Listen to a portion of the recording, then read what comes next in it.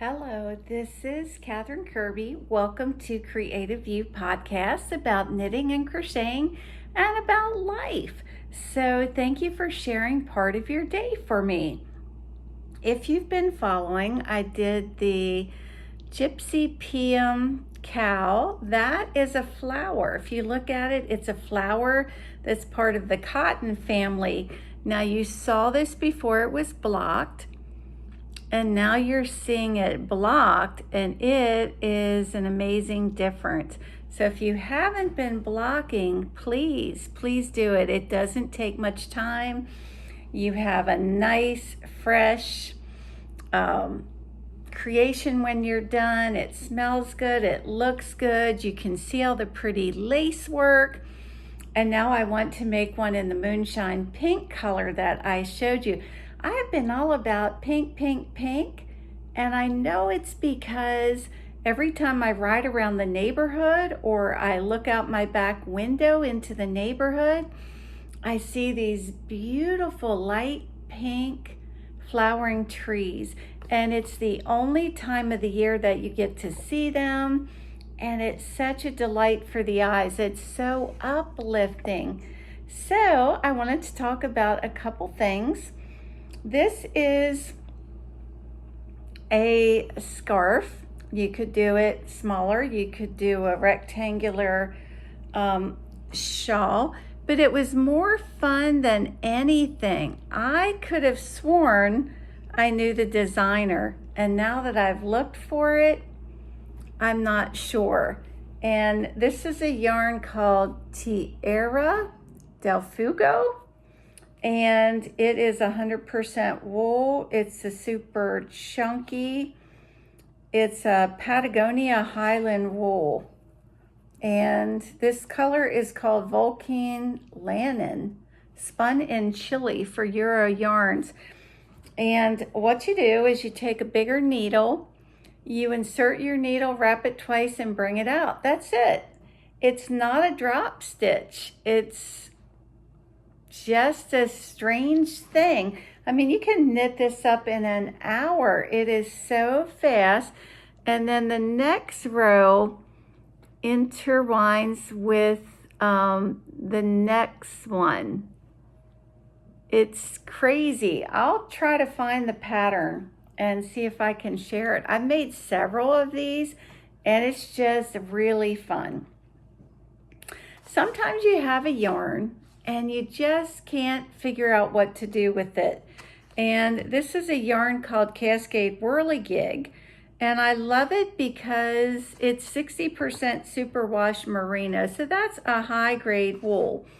You get 5 colors, 6 colors. And I have been doing ripple blankets, and I found this project done with this exact color, and I love it. I'm going to do one. It's crocheted, round ripple baby Afghan. There's another one, but I wasn't as impressed. I just really like that. The same with that one. I thought the colors kind of ended awkwardly. There's a nice, this color. And again, I'm not trying to knock anybody's projects. I would never do that. So anytime you pick up a new book, it changes you, and it should change you. Hope you have a drink. It should. At one time I was thinking of knitting a project for every book I read to try to put into a project how the book changed me.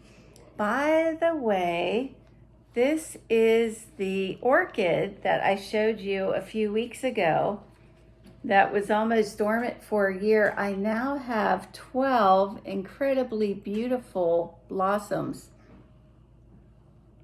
It sure brightened my day. Beside the lilacs, it looks beautiful.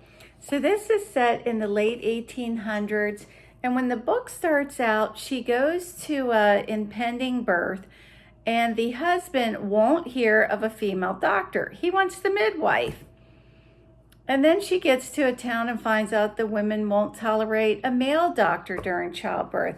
She is a woman of character and integrity, and isn't that what we want to be in a time when truth isn't popular and people are very intolerant of each other's views?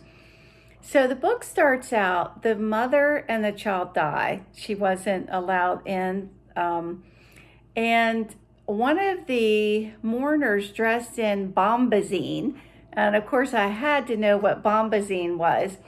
When you weave, you have a weft and a warp. And with bombazine, one was wool and one was silk. And it was a classic mourner's fabric. So done with black. Also, the garment ulster came up. It's like a male's overcoat that she would wear, an ulster. But I'm also always intrigued by the names of that time. Her name was Letitia, and she went by Letty. Marmee was another name. And during the book, there's a visit from Susan B. Anthony. So what do you know about Susan B. Anthony? Everything that I knew was honorable, but she has a talk and men and women alike attend, and apparently the women's movement hinged on marriage in a bad way. They thought when a woman married, she became enslaved. And wow. And so she said that if I may quote Mary Wollstonecraft, one can see where monogamous marriage becomes a real impediment to the equality of women. Passionate love is transitory. It cannot serve as the basis for a lifelong association between two people. Passionate attachments only last as long as the fire blazes. My goodness, I had no idea. Wow. She also said that a woman who takes upon herself baby cares finds these quite too absorbing for careful, close, and continual intellectual effort, in addition to the work of her house.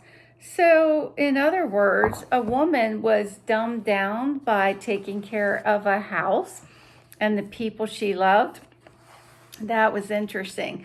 Another thing I found interesting was her choice of medications or herbals that they used to treat people are still being used today.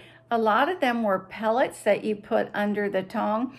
One was called colocynthis, and it's for gallbladder attacks. And I was looking up British Homeopathic Association, and a homeopathic doctor told about a man that had suffered for 18 years with gallbladder attacks and stomach pain. And the man was at his wit's end when he came, and the doctor gave him this, and a year and a half later, he was doing great. Wow, that made me really think. So we've been talking about compliments and how compliments change your life. And I asked my husband what was a compliment that changed his life, and he said when he was getting ready to graduate from high school, a man wanted to recruit him to sell insurance. And this man, told him, you have a nice voice, you have a nice way with people, which Paul does. But he told him, you can do anything you put your mind to. And Paul said that really helped him throughout life. So I have a story that's the opposite of a compliment, and yet it gets flipped around. There was a wealthy young woman who got seated on a plane, and she was seated beside an elderly gentleman. She took one look at him and called the stewardess and said, I want my seat changed now. The stewardess, is there a problem? I will not sit beside this bum, this worthless bum. The elderly man turned and looked at her perplexed. She said, I want my seat change immediately. So the stewardess, if I said waitress, I'm sorry. The stewardess said, well, just a minute. She came back and said, there are no seats in economy. And the woman said, I want my seat changed immediately. So the stewardess said, I will talk to the captain. She came back a few minutes later and said, we have an open seat in the first class. We can open up. And as the woman started to get up, the stewardess took the elderly man's arm and said, well, first she said, the captain apologized that you have to sit beside such a horrible person. But then she turned to the elderly man and offered her arm and said, come on, I'll move you to first class. And the whole plane exploded in applause. That is a really nice story. You can find that on YouTube at Fact Soup. So I guess I'll close. I think that's all I have to say today. And in this time when we're kind of shut down, find a good book, find some good games, do some good projects, and I'll see you tomorrow. Keep shine, baby, shine.